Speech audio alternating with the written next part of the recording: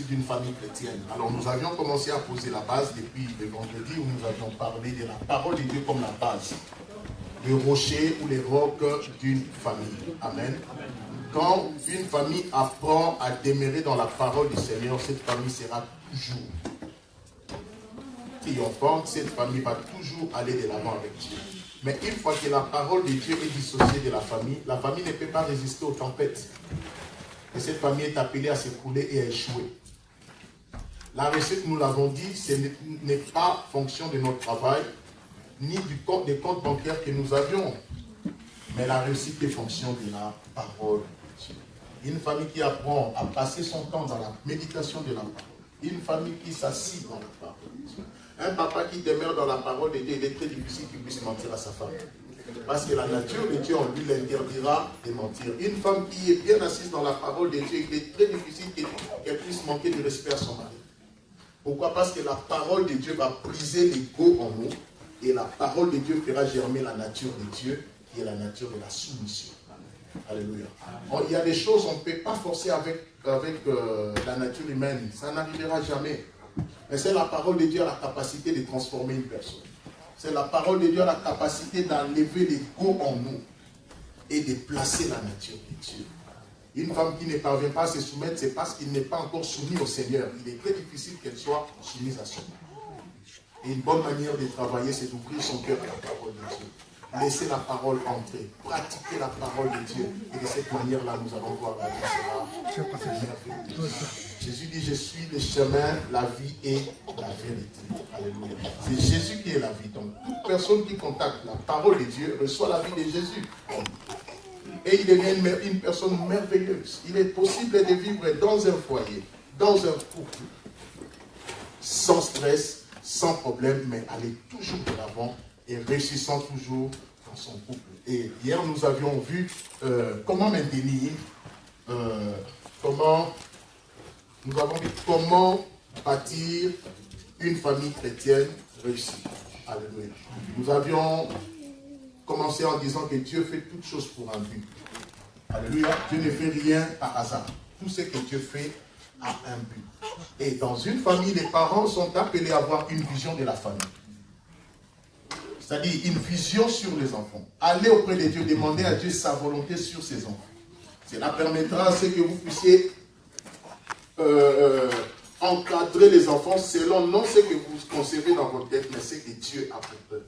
Vous devez savoir que vous êtes qu'un intermédiaire par lequel Dieu a voulu que ces enfants-là viennent.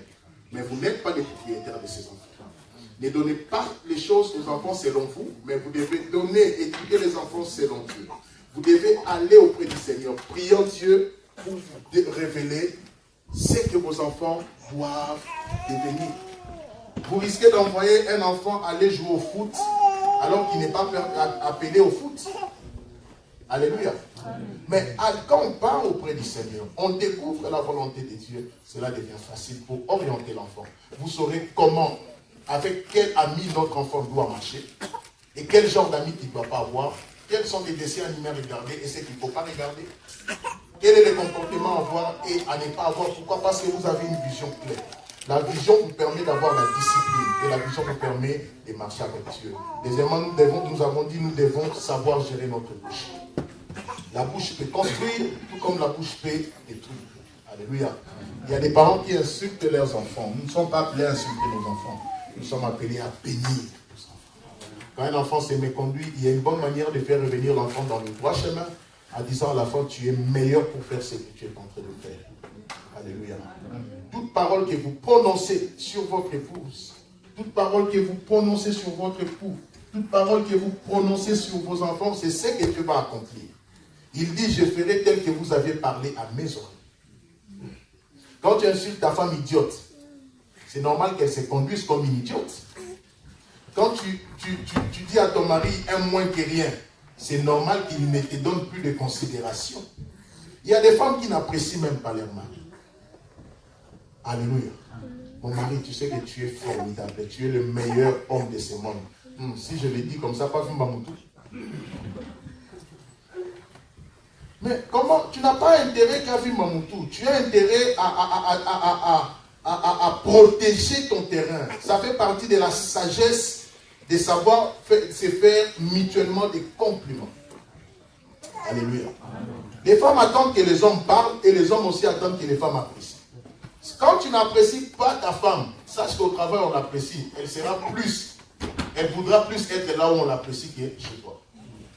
Le mariage ne garantit rien. Mais c'est la manière de communiquer au sein du mariage. La manière de parler entre vous, c'est ce qui change les choses. Au début, c'était choucœur. Au début, c'était chouga. Mais quand on a eu des enfants, maman d'Hélène. Donc le chouga est parti avant que Hélène ne vienne. Maintenant qu'Hélène est là, ce n'est plus chouga, c'est maman d'Hélène. Alléluia. Même